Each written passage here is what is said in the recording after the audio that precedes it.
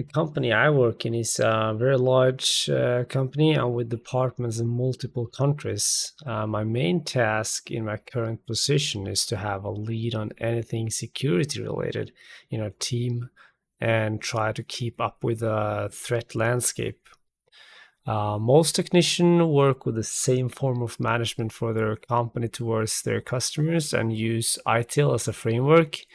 There will be almost always a ticketing system where tickets from customers or users come in. That is the majority of the work for most techs. The tickets can vary from change management, problem management to event management, where events are being what takes up most of the time. So a typical day back when I worked at service desk was clocking in at 7:30 in the morning and getting ready by logging into all the systems like dispatch, jump host, bastions, or the ticketing system. I usually had a scene with OneNote, or one of my managers had OneNote open to take notes and document things. And when the clock hit 8, I made myself available in the dispatch system so I could receive calls from end users or customers. When users started calling in, we could see who was calling, and every customer we had or user was registered in our ticketing system. So the first thing I did was create a new ticket in the ticketing system with the correct contact information of the caller and or the user.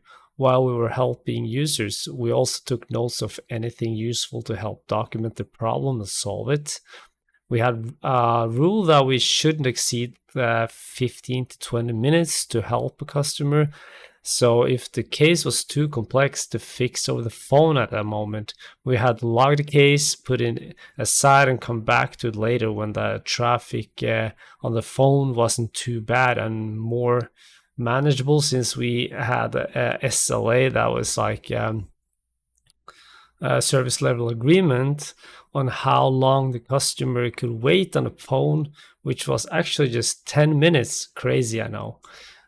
Short amount of time. And we also had about, I think, 2.5 or 3 minutes to log anything afterwards. So after after the customer hang up the phone, we had like 2.5 or 3 minutes to do whatever before the next call came in. So you had to kind of tie up everything and not close the case, but save the case and log it. So we also had a chat, which was kind of better, but at the same time, it could be more frustrating since this was a bit slower to communicate over. For example, in my case, we had a lot of users with Outlook that had plugins that failed and stuff like that. It would be that, or it would just be that Outlook view had changed. So the view of the Outlook, the dates and stuff that changed, and we had to log in to their computers, remote in, and fix that. The tool we used for that was TeamViewer, I think it was. So we had TeamViewer has like a company thing where you have your domain, and our customers could download the TeamViewer client on their side, and we would log in and fix their problems. So a lot of the customers had Citrix, and some hospitals that we managed had thin clients that connected to Citrix that the session hang if they unexpectedly disconnected. So we had to kick them out of their old session for them to be able to log back in with a new session. So a lot of the cases was about Citrix session and profiles that acted up. Service desk was an exciting time in the beginning and got more and more frustrating the longer I worked there, because you got used to the tickets, you got used to the same kind of problems, even though there was always new problems every time. After COVID, a lot of workspaces had moved to home office because of the restrictions. So the majority of the time at the place I work now, I work from home.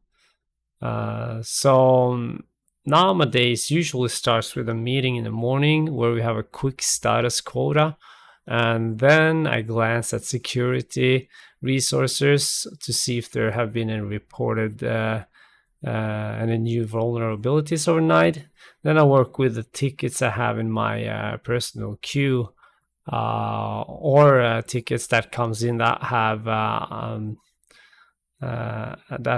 higher priority. And then I have a fair amount of projects that are ongoing. I also have quite a few meetings throughout the day. When I have time, I try to learn new system, new things, or whatever the company are going into, or make some improvements or solve some tasks with automation where I can. I have a fair amount of project now, which involves around security and automation.